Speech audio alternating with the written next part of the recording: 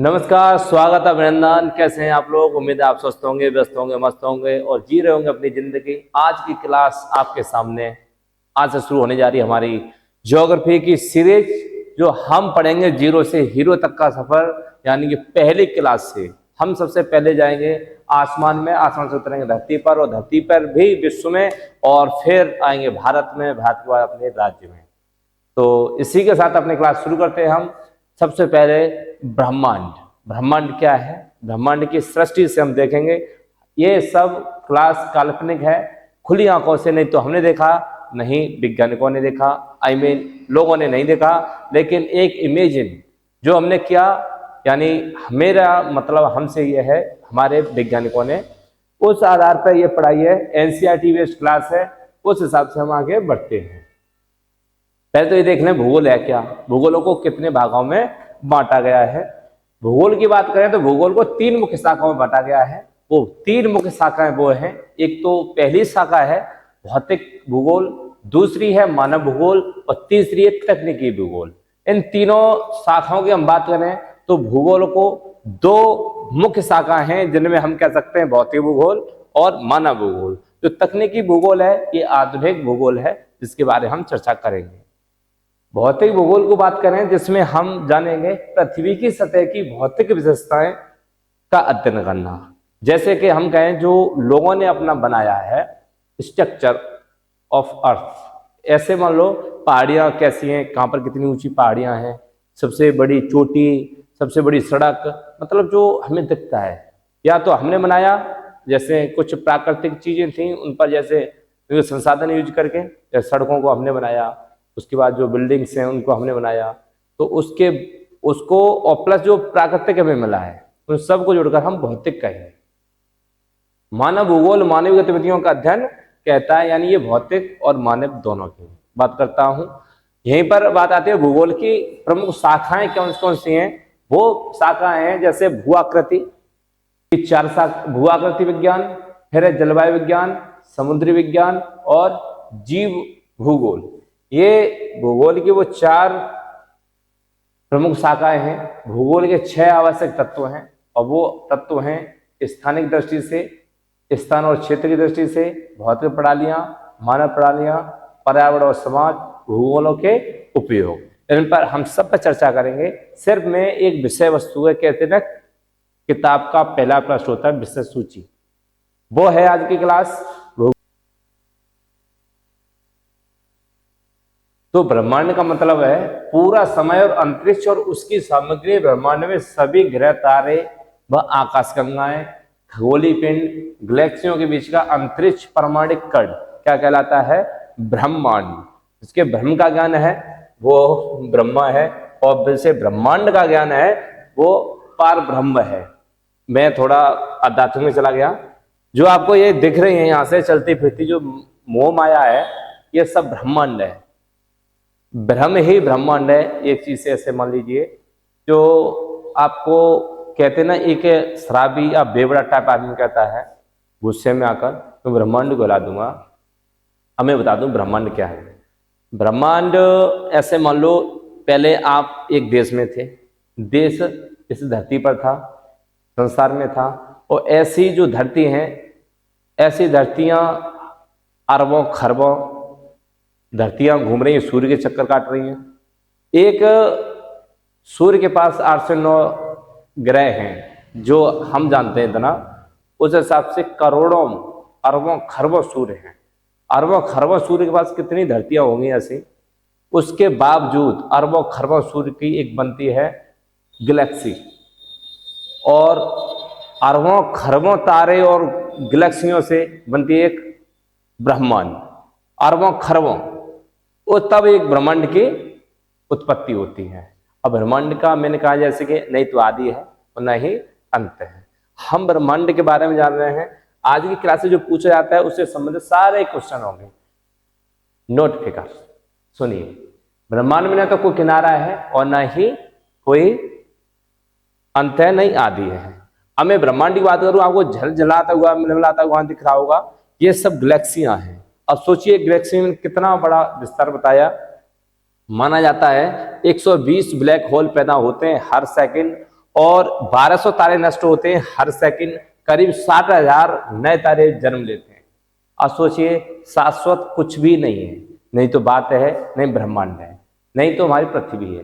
पृथ्वी की भी एक आयु होगी, इससे भी का भी नंबर उसी सेकंड में आएगा ब्रह्मांड के दिन के हिसाब से, तो इसका भी एक दिन होना है अंत, क्योंकि हर किसी की उम्र है।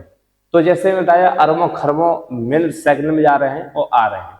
आकाशगंगा है तो बता दिया तारों का एक समूह, जिसमें 98% तारे हों और 2% ग्रह उपग्रह क्षुद्र तारे वगैरह ऐसे हों, उसे हम आकाशगंगा कहते हैं। और आकाश देखो, कभी ब्रह्मांड का शुरुआत हुई नहीं और कभी अंत नहीं, तो अंत होगा।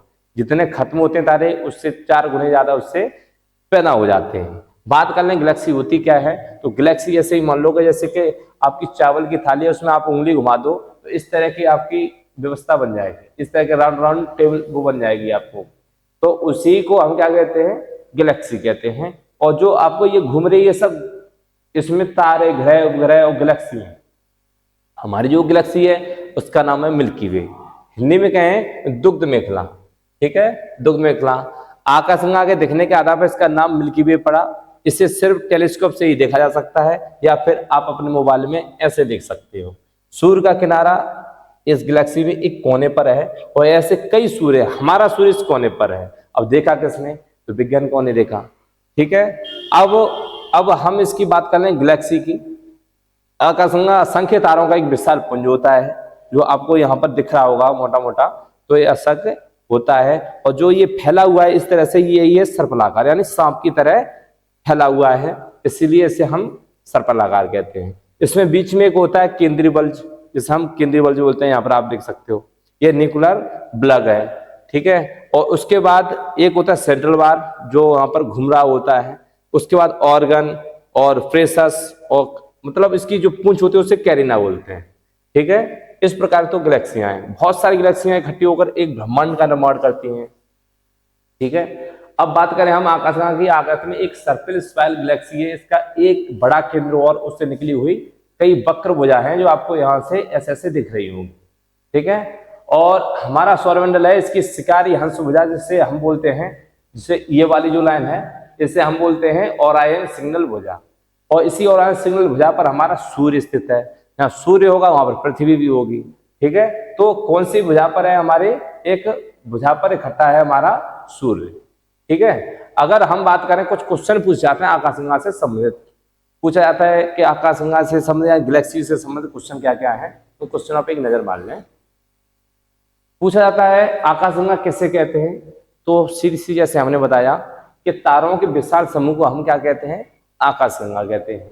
आकाशगंगा में कितने तारे होते हैं, तो लगभग तो कह सकते हैं सौरभ यानी तारों की संख्या आकाशगंगा के आकार पर निर्भर करती है, वो आकाशगंगा कितनी बड़ी है, ठीक है।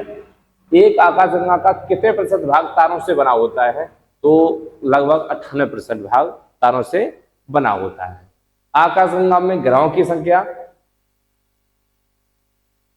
एक सेकंड रुकना, हाँ, ग्रहों की संख्या कितनी होती है, तो 50 अरब से ज्यादा। हमारा अगला है, हमारा सूर्य किस आकाशगंगा का हिस्सा है, तो ये है दुग्ध मेखला, या फिर कहीं कहीं मिल्की वे भी लिखा होता है, ठीक। दुग्ध मेखला यानी मिल्की वे, अंग्रेजी में कहते हैं इसे मिल्की वे। दुग्ध मेखला में किस स्थान पर सूर्य स्थित है, जैसे मैंने बताया बाहरी ओर, जिसे एक बुझा निकल रही थी उस पर हमारा ध्रुव दक्षिण ध्रुव पर स्थित है। सूर्य कितने समय में हमारे आकाशगंगा के केंद्र का एक चक्र पूरा कर लेता है, तो 25 करोड़ वर्ष में। आकाशगंगा में तारों के अलावा और क्या क्या स्थित होता है, तो ग्रह होते हैं, ठोस पिंड भी होते हैं, और धूल के कण, इसके अलावा और कुछ भी नहीं। हवा पानी जल कुछ भी नहीं। हमारी आकाशगंगा का आकार कैसा है, तो वो है सर्पलाकार। सर्पलाकार मतलब ऐसा, इस तरह से, ठीक है, सर्पलाकार, ये हमारी आकाशगंगा का आकार है। और भी बहुत सारे क्वेश्चन है, 30 क्वेश्चन है लगभग, हमें सबको ही देखना है। आकाशगंगाओं के आकार पर कुल कितनी तरह के हो सकते हैं, तो ये हो सकते हैं 3 प्रकार। एक तो सर्पलाकार, दूसरी दीर्घवृत्तीय, और तीसरा अनियमित।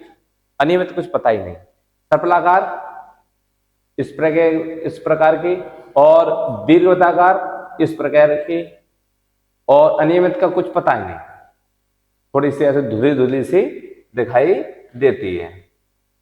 अच्छा, क्या हम अपनी पूरी आकाशगंगा के देख सकते हैं?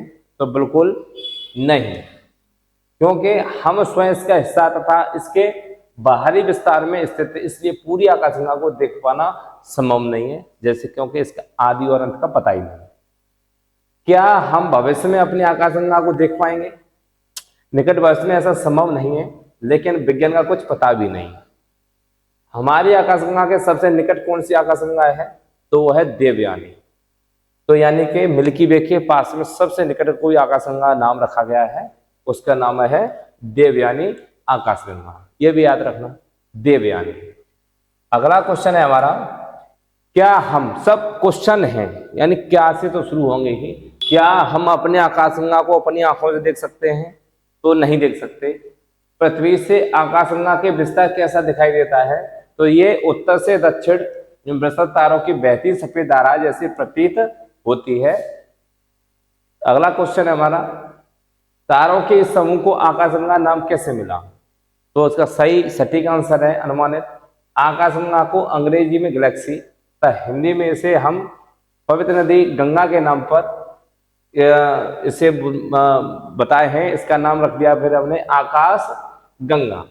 हमारी आकाशगंगा को दुग्ध मेखला क्यों कहा जाता है? ये भी सवाल है, क्योंकि आकाश में दूध या छवि प्रस्तुत होती है, इसलिए हम दुग्ध मेखला कहते हैं। क्या हम अपने आकाशगंगा की काल्पनिक तस्वीर बना पाए हैं? तो ये बात सही है, हाँ, मैंने बता दिया ऐसे करके जो तस्वीर थी वो काल्पनिक ही है, हमने फोटो नहीं खींचा उसका। ठीक है, अगला क्वेश्चन उठता है हमारे जहन में, यदि हमारे आकाशगंगा को हम 3D रूप में अर्थात इसके वास्तविक रूप में देख पाए तो वह कैसी दिखेगी? तो वो दिखेगी चपटी और गोलाकार। हमने अपने आकाशगंगा की काल्पनिक तस्वीर किस आधार पर बनाई, जबकि हम इसे देखने में असमर्थ हैं? तो अनुमानित बनाई है।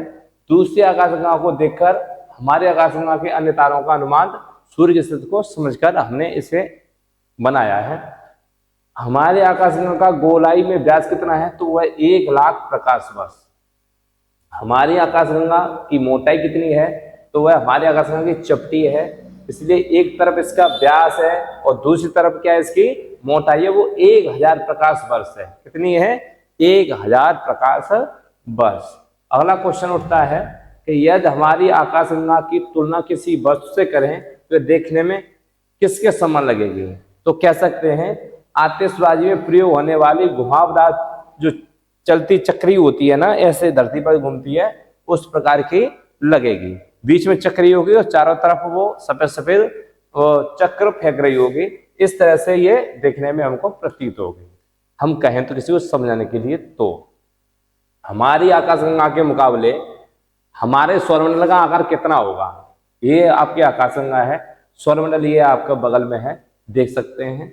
तो समझने के लिए हम कह सकते हैं भारत, पाकिस्तान और बांग्लादेश को मिलाकर बने भूभाग की कल्पना करनी होगी, जिसे संयुक्त भारत कहेंगे। ठीक है, इतने बड़े को, या यदि आप इतने बड़े भूभाग को आकाशगंगा मान लिया जाए तो हमारा सौरमंडल इस संयुक्त भारत में कहीं बड़े 1 रुपए के सिक्के जितना होगा।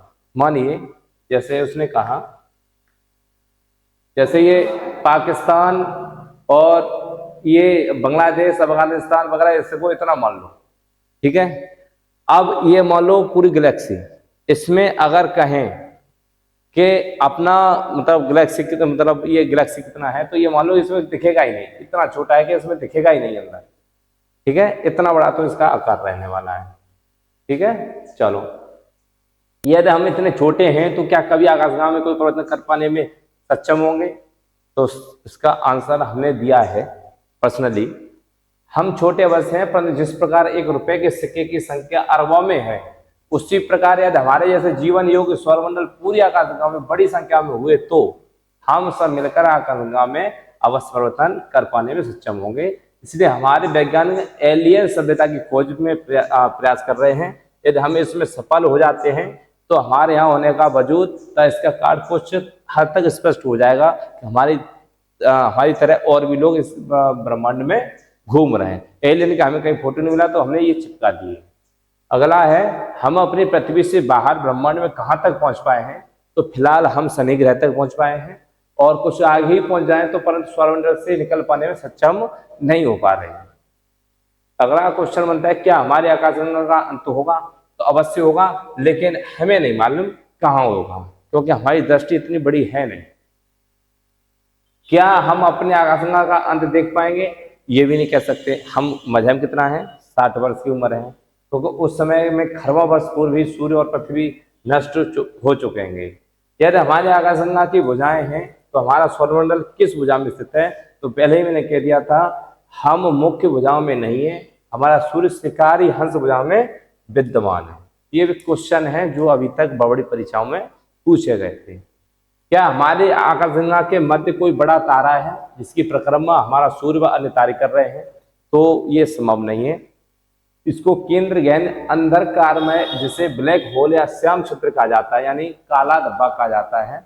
ये ब्लैक होल इतना शक्तिशाली है कि यदि कोई व्यक्ति इसके भूतत्व क्षेत्र में आ जाए तो वह इतनी तेजी से उसे अपनी ओर खींचेगा कि वह व्यक्ति एक तार की तरह खींचकर एक टूट जाएगा। तार तो जानती है बहुत पतला तार, इतनी तेजी से खींच लेगा, इसलिए वो यहाँ पर खींच रहा है सबको चारों तरफ, इसीलिए ये सारे के सारे घूमते रहे, गुरुत्वाकर्षण की वजह से घूम रहे हैं। दूसरी आकाशगंगा से हमारी पृथ्वी तक रोशनी कितने समय में पहुंचती है? तो हमारे सबसे करीब आकाशगंगा हमसे 2 करोड़ प्रकाश वर्ष दूर है। ये प्रकाश वर्ष दूरी का मतलब क्या होता है? कोई प्रकाश है कितनी देर में कहाँ तक पहुंच रहा है, उस हिसाब से मान लेते हैं कितनी दूरी प्रकाश कितने सेकंड में कर रहा है, तो कितनी दूरी कितने सेकंड में कितनी प्रकाश, मतलब कितनी प्रकाश दूरी कितने किलोमीटर हो जाती है, उस हिसाब से निकाला जाता है। तो किसी भी आकाशगंगा का प्रकाश हम तक इसमें से कम समय में नहीं पहुंच सकता। अगला है कौन सी 2 टकराती हुई आकाशगंगाएं हमारे सबसे नजदीक हैं?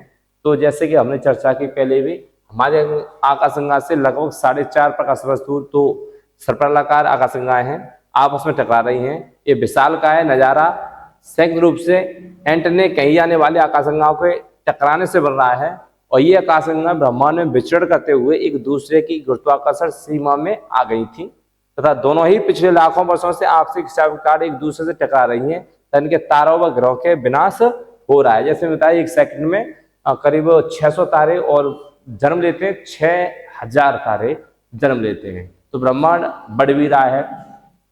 ये आज का जो चैप्टर था वो काल्पनिक है, हालांकि इसका दूर दूर तक कोई वास्तविकता है नहीं, वास्तविकता सिर्फ अनुमानित है। जो वास्तविकता है वो अनुमानित है, जैसा हमको दिखाया गया दिया गया उस हिसाब से हमने मॉडिफाई कर कर आपको दे दिया गया है। आज की क्लास यहीं पर संपन्न होती है। कल हम यात्रा करेंगे सौरमंडल में, यानी सौर परिवार को पढ़ेंगे, कितने उसके परिवार के सदस्य हैं और सदस्यों के नाम क्या क्या हैं, सदस्यों की गुणवत्ता क्या क्या है, इन पर हम विस्तृत चर्चा करेंगे। और जैसे मैंने कहा, पहले थ्योरी उसके बाद क्वेश्चन लगाने की मेरी फितरत है, और समस्त क्वेश्चन बनने वाले हैं वो और बन चुके हैं, वो सारे क्वेश्चन मैं आपको परोस दूंगा, लेकिन सेशन के बाद।